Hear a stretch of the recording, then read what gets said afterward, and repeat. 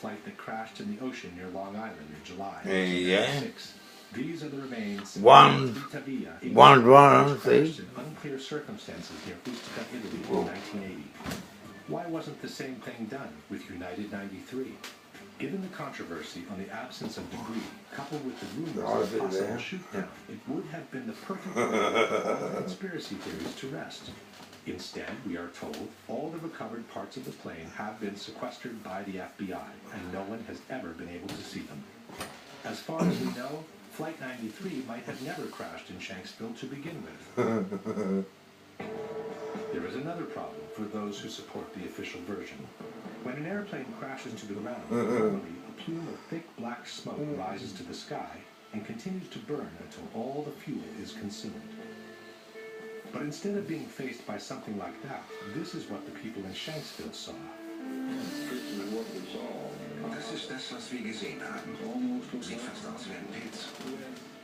It looked like a mushroom cloud, he said, but under the cloud there is no plume of black smoke rising to the sky, and the mushroom shape is the classic result of a bomb explosion. Or what's the name? Local reporter also Oh, I sit over here and I can see the video. And the odor of scorched earth instead. And there's a very strong odor of the scorched earth. The only way I can describe it. It doesn't smell like jet fuel. It smells like... Kendall, how do you describe it? Just burned earth. Burned earth. It smells like burned earth. The grass next to the hole also indicates there was no fire after the explosion, as it appears perfectly dry and untouched all around. Some have suggested that this is only the initial explosion, and that the plume of black smoke hasn't started to rise yet. But this hypothesis is disproven by this video, taken by a local amateur shortly after the explosion took place.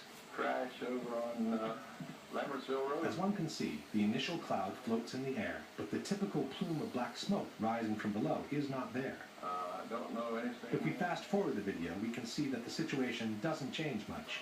After more than 1 minute, the initial cloud is still there, but there is no black smoke whatsoever rising from below. Question. Since the plane was carrying 8,000 to 10,000 gallons of fuel at the time of impact, can you explain why there is no plume of black smoke rising from the ground after the initial explosion? But the toughest problem for the supporters of the official version is to explain how different parts of debris could end up several miles away from the crash site, even though the plane is supposed to have hit the ground in one piece. William Bunch was a reporter for the Pittsburgh Gazette. I gathered all the information I could and quickly learned that there were a lot of things about the crash of Flight 93 that didn't really add up right away. The fact that debris fell on this lake a couple miles away at the same time that the plane was crashing. The lake Bunch is talking about is Indian Lake, which is located a couple of miles southeast of the crash site. According to the debunkers, there is a valid explanation for the debris found in the lake. Perché quello che le dice dei pezzi trovati in Stradone sono arrivati a Indian Lake, che è a 1600 metri di distanza. Sono stati trovati pezzettini di carta che sono volati perché c'è vento. First of all, it's not true that there was wind on that day. As the images show, there was only a light breeze gently moving the air all around.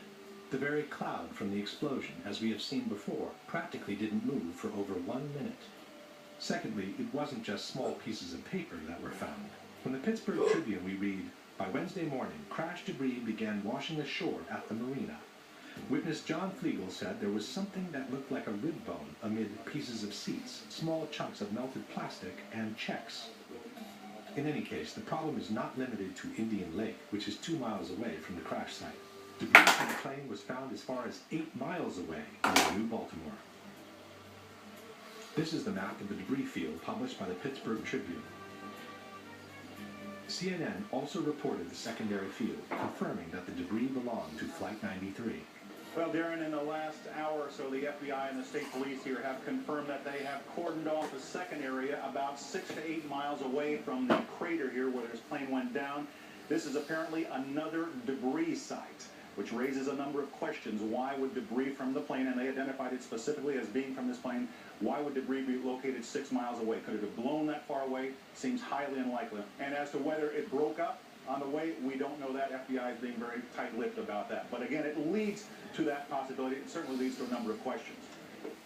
Since the plane is supposed to have hit the ground in one piece, can you explain how it was possible for debris to be found 6 to 8 miles from the crash site on a day when only a light breeze was blowing?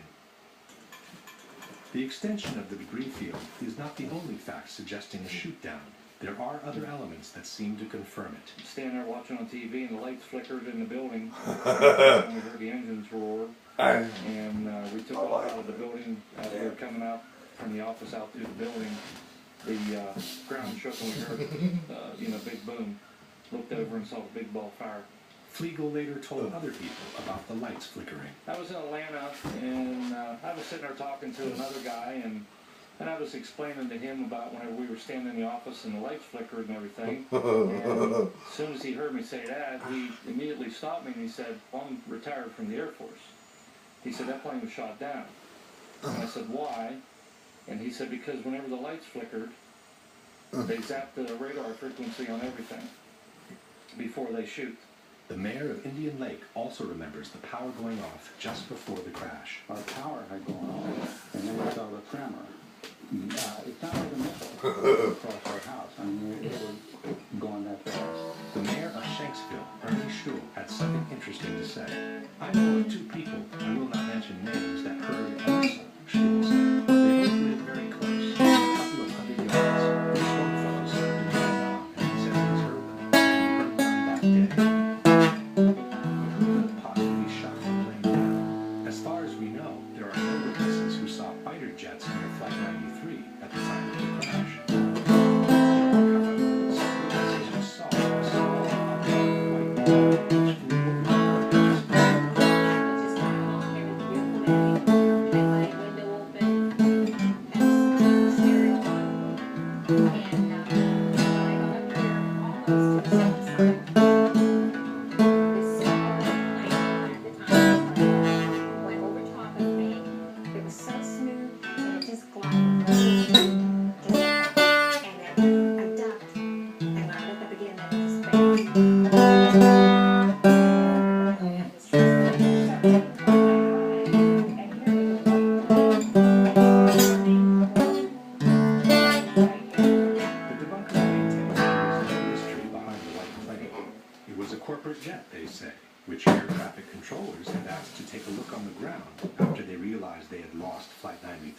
There was, in fact, a little white jet that was seen in the area after Flight 93 crashed. A number of witnesses saw it. It was a little Dassault Falcon. 2 years ago. Flying to a nearby airport. What happened is once air traffic control knew they had lost Flight 93, they asked the nearest aircraft Don't get a break. and actually rendered the exact coordinates for the crash site. No.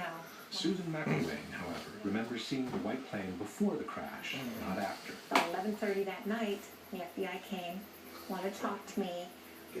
They kept asking me how big the plane was. I said the plane was small, it wasn't much bigger than my van that I saw, and that it went over top of me. All the totally And I glass. wanted to make sure maybe it was ours and not somebody else's. And then that's when he did seem to get a little nicer. Told me that it was a white Learjet. Someone was taking pictures. I said, before the crash? And he said, well, we gotta go. John Flegel also saw the mysterious plane. Since Flegel arrived on the spot within a minute from the crash, the corporate jet sent by the air traffic controllers would not have had time to descend over the area yet, while the mystery plane was already getting away from the spot into the blue sky. We got there, like I said, probably within 45 seconds or a minute of impact. We were there. We were there before any firemen, any paramedics, or anybody. We were on site. When we got there, there was a plane flying up above, and he was smart. He flew straight for the sun, so you couldn't look at it and see exactly what type of plane or if it was a fighter or what it was.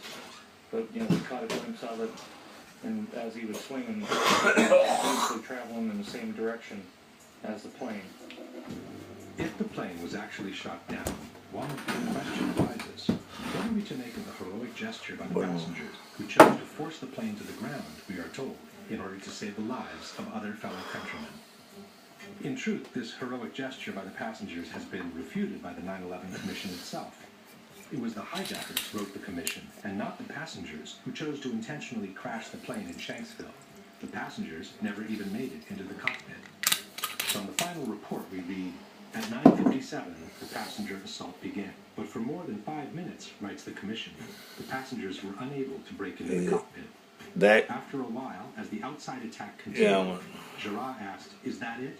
Shall we finish it off?" A hijacker responded, "No, not yet. When they all come, we finish it off."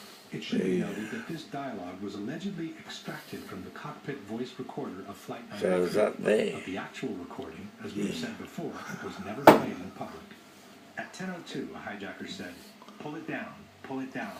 The hijackers remained at the controls, but must have judged that the passengers were only seconds from overcoming them. The airplane headed down, the control wheel was turned hard to the right.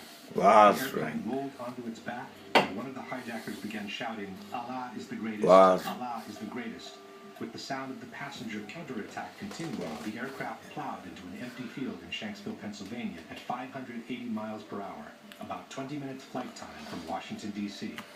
Jarrah's objective, concludes the commission, was to crash the airliner into symbols of the American Republic, the Capitol, or the White House. Question. Given that they were only 20 minutes away from Washington, and for almost 6 minutes the passengers had been unable to enter the cockpit, why didn't the hijackers continue flying towards the Capitol? And even if they thought they couldn't make it to Washington, why didn't they try to crash the plane onto a small town nearby? Why crash the plane in an empty field where they knew they could not kill any more victims than those that were already on the plane with them? Maybe a less fictional explanation for Flight 93 is the one offered by Vernon Gross, author and former NTSB investigator. The role the government plays, That's why you really got how they view the public, how they understand the truth. Or shouldn't we need a legend at this point. We need a really neat story of reacting against such a dastardly act as was happening. So it's really nice and convenient to think of the Beamer story, let's roll. And that becomes just like that's my finish. And it's just one of those legends. And I think there'll be a lot of pressure to let the legend. Oh, you like me tattooing me back? We now summarize Yeah. Flight 93. We had If it no won't proof pass. whatsoever that the terrorists boarded the plane, nor that they were ever in the cockpit. An alleged hijacker who would not have flown an airliner in the way that Flight 93 was flown. A false, concurrent hijacking that called the attention away from the real one. No proof whatsoever that Flight 93 crashed in the field near Shanksville. An extended debris field which flatly disproves the official version of the crash and suggests that the plane broke up in mid-air instead. An unexplained small white jet leaving the area right after the impact. And the fact that the passengers who called from their cell phones could not have been on that plane to begin with, which strongly suggests that the performance was a scripted, fictional event intended to fuel a prefabricated legend.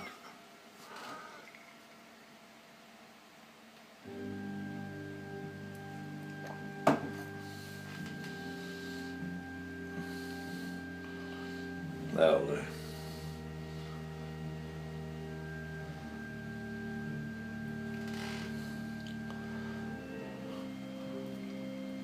Have a drink for me. Jeez. Well, that one guy between that video and it's in two videos.